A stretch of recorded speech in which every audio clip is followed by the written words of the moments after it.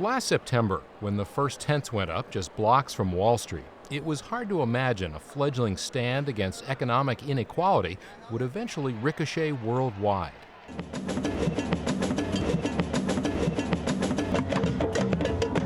One of the most dramatic features of it is that it's been almost completely nonviolent from the beginning. It's more of a kind of an artistic statement. People kind of peacefully occupying the parks with guitars, singing songs, and making art. Once it took root, the message of Occupy went viral, branded initially by a single iconic image. And it all started out with a poster of a woman, like a modern ballet dancer, standing on one foot on top of the bull on Wall Street. And it was very cryptic. It just said, "Occupy Wall Street, September 17th. Bring tents." The editors of Adbusters, a Canadian anti-consumerist magazine, were the creative minds behind the ballerina and the bull poster. As the movement grew to cities like Oakland and San Francisco, other artists followed their lead, including Berkeley illustrator Eric Drucker. You're going to grab people by their eyeballs. Something that's either very beautiful or very funny or just some powerful aesthetic statement that's going to make them look, and then maybe they'll show up. Drucker makes a living producing graphic novels and satirical covers for the New Yorker magazine. But his true labor of love has long been guerrilla-style street art. If something is on the street and doesn't get peeled off or covered up and it's up for a full week, thousands of people are going to see it. Wealthy people, poor people, everybody. Over the past year, he's created a series of bold images for Occupy gatherings. This was the poster that got picked up the most. And I think it's because it's a very optimistic image. So I think that's why this one stuck in the collective consciousness here as well as in other countries.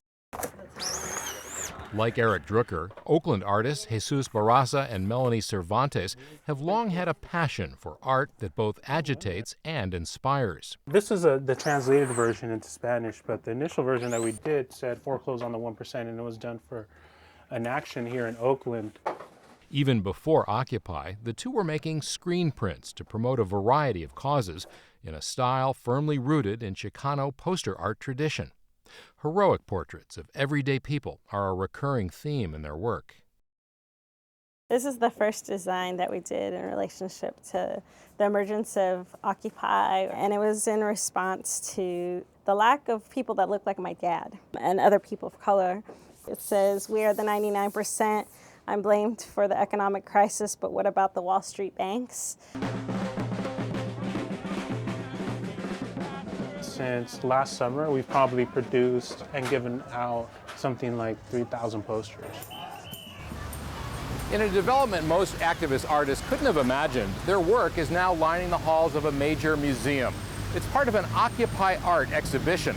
And if you think about it, it's a pretty radical idea, given that the movement is less than a year old. It's very unusual that an institution would have something topical like that while it's happening. Typically, a museum, if they're going to deal with something that has social criticism in it at all, they'll wait till it cools off.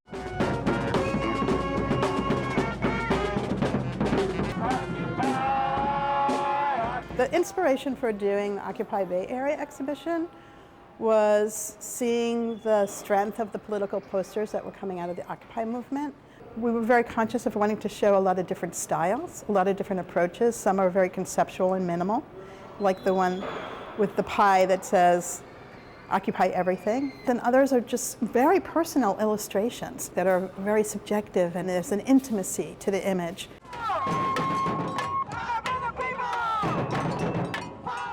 Even though Occupy started on Wall Street, it was taken up in the Bay Area with great fervor because we have a deep legacy of political activism here. Juxtaposed with the current posters are images from past political struggles, including prints by famous artists like Robert Bechtel and Rupert Garcia. You see posters by artists working now who clearly have looked at Emory Douglas who was the main graphic designer for the Black Panthers, have clearly looked at the psychedelic posters from the 1960s. Sanaz Mazanani, who is originally from Iran, blended photography from Occupy movement with the Arab Spring. What she's done is she's created a mosaic, a kind of Islamic pattern of these images. Another artist is Megan Wilson, who has made over 100 colored panels that say we are the 99% in about 45 different languages.